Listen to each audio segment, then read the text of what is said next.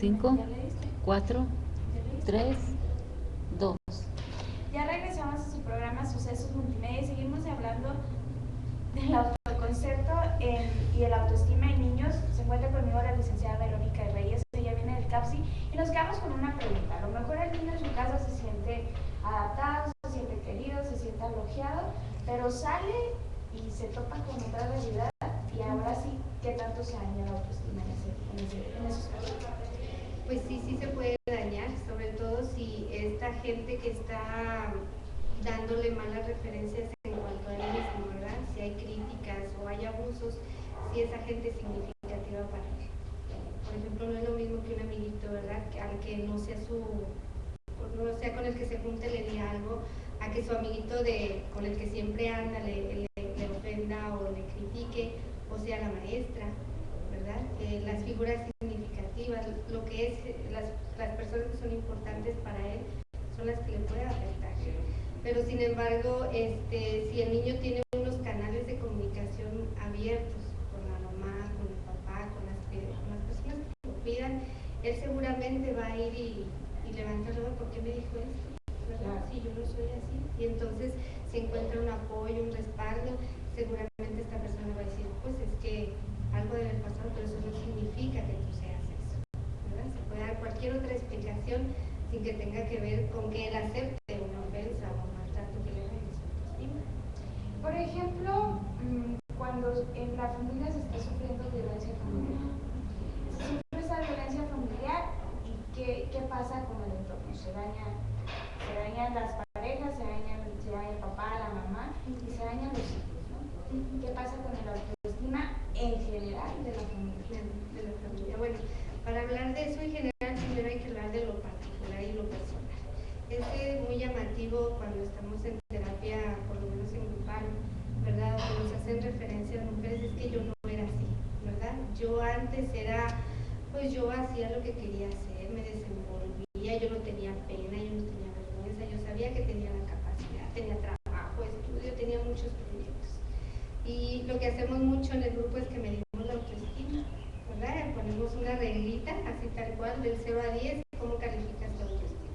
Pues están en 4, en 3, en 2, y les preguntamos, ¿verdad? ¿Alguna vez tuviste la autoestima diferente? Sí. ¿Y en qué calificación? Pues no, pues en el 9, en el 8, en el 10. ¿Y hace cuánto tiempo? Bueno, pues fue cuando estaba soltera, ¿verdad? Y entonces nos damos cuenta. Disculpe que la interrumpa, licenciada, pero ¿por qué puede pasar esto? A lo mejor siendo mujeres solteras estamos tan independientes de nosotras mismas, nos podemos querer más a nosotras mismas, se llega a entregar parte de la vida hacia otra persona, ¿o qué es lo que pasa? Yo creo que tiene mucho que ver, ¿verdad? Como te decía, ¿cómo se puede llegar a afectar la autoestima de una persona si está una autoestima alta? Bueno, pues tiene que ver con quién tenemos al lado, ¿verdad? Si esta persona es significativa, si todo lo que él me dice me importa y pues sí, básicamente me importa y me afecta.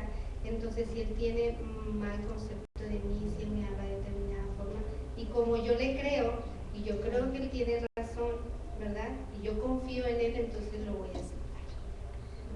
Esto es muy difícil, ¿no? Porque estamos dejando ahora sí que parte de nuestra esencia en otra persona. Prácticamente las mujeres que viven violencia, les hablamos que se ven a través de los ojos de sus parejas.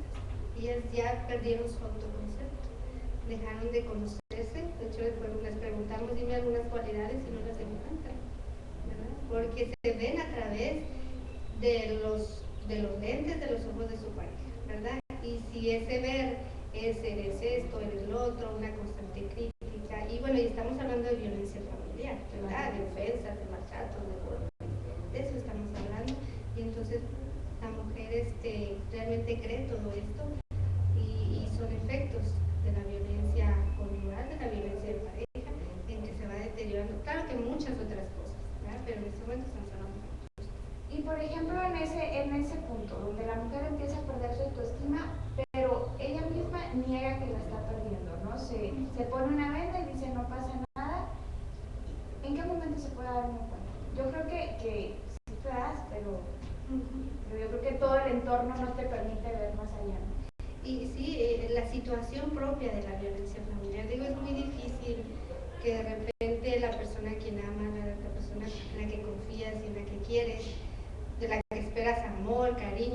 maltrato de repente así se empieza a maltratar y ofender, es como un shock, vamos a hablarlo así, es como que algo que como que no entiendo, y entonces vienen en nosotros ciertos mecanismos de defensa, ¿verdad? Así como cuando nos anuncian es que se murió alguien importante en tu vida, no es cierto, lo podemos negar, lo podemos pasar a otra persona, no, a mí no me pasa, a ella sí le pasa, ¿verdad? Hay ciertos mecanismos que nos por el momento nos permiten seguir funcionando porque serían muy fuertes para nosotros reconocer que la persona en quien confiamos pues nos está haciendo esto. Y esto pues esa es la idea, ¿verdad? Cuando una mujer se empieza a atender, empezamos a que ella intente visibilizar todos los efectos de la violencia en ella y entonces se puede dar cuenta, bueno, sí, por ejemplo, ahorita aquellas mujeres que nos están viendo y saliéndonos un poquito del tema de los niños, ¿cómo pueden ellas, pues ahora sí que ponerse alertas si están sufriendo este tipo de violencia? Pues para que su autoestima no se llegue a deteriorar a tal punto que ya ni como mujer sientas que vales, ¿no? Porque yo creo que actualmente hay muchas mujeres aquí en Chihuahua que están pasando por algún tipo de violencia y me lo comentaba antes de empezar el programa que ustedes están en esa área y yo creo que quién mejor que se los diga. Sí, y bueno, esto también tiene que ver con los niños. Claro. Esto tiene que ver con los niños porque dentro de esos ambientes familiares hay niños y son los que pues son los que menos pueden defenderse de esta situación. Y perciben toda esta situación. Claro que la viven, aunque como dicen, no nos toque ni con el pétalo de una rosa, los niños están sufriendo. Y bueno, ¿cómo las mujeres pueden prevenir esta pregunta? Sí. ¿Cómo las mujeres pueden prevenir? Pues mira, la violencia va entrando como de manera muy sutil. De hecho, desde el noviazgo, ahí como empieza a ver como que. Y digo, podemos hablar de creencias o de formas de pensar acerca del amor, ¿verdad? Si de repente cuestionamos, y hemos preguntado en el grupo, ¿tú cuándo crees que empezó la violencia, verdad? Porque no fue la vez que te golpeó, tuvo que haber sido mucho antes. Bueno, pues ahorita que me dicen, pues en el noviazgo, ¿verdad? En el noviazgo él me hablaba todo el tiempo tenía yo que tener el teléfono cerca, contestarle, o sea, hasta en el baño me tenía que llevar el celular, ¿verdad?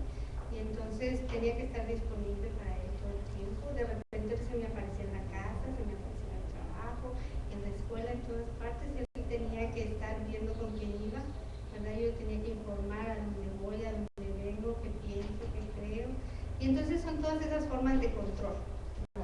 Que a lo mejor estando en el enamoramiento no nos damos cuenta. Por eso es importante, si hay, por ejemplo, hay muchachas que dicen, es que no me cela.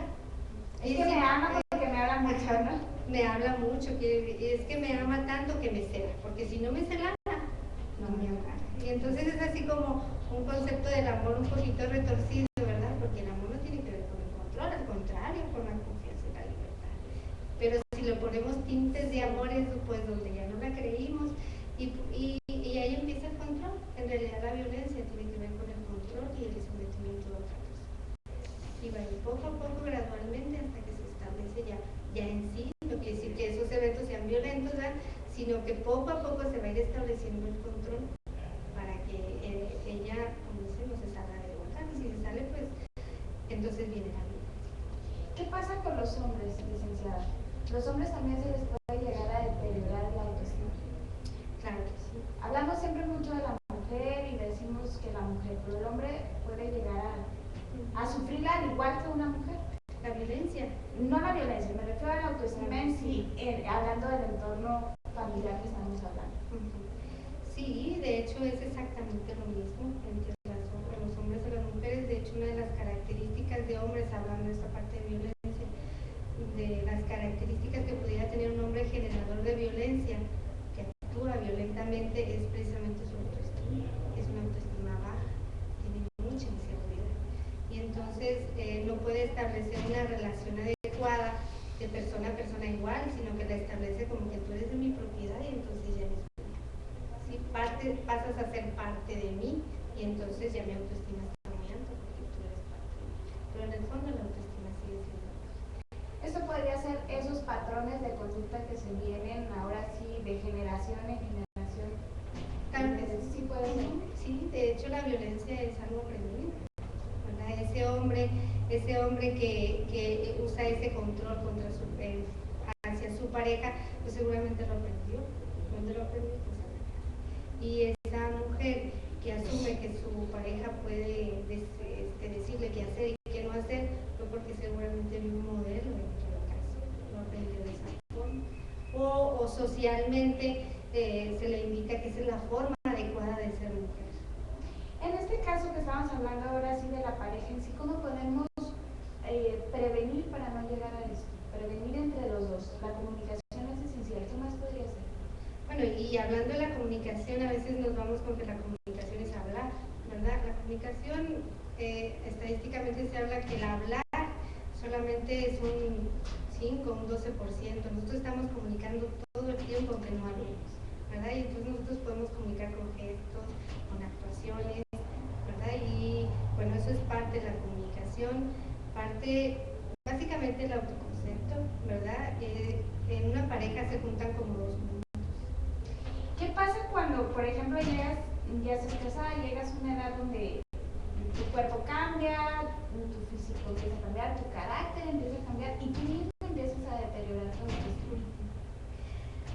Bueno, yo creo que más bien es el ambiente el que empieza a deteriorar nuestra autoestima, ¿verdad? Si en algún momento nos dijeron es que te ves gorda, bueno, pues para que me cuides.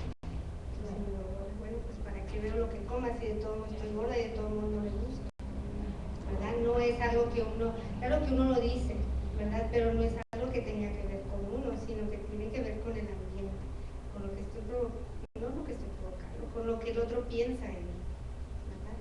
Y entonces, más bien tiene que ver con quién estoy hablando.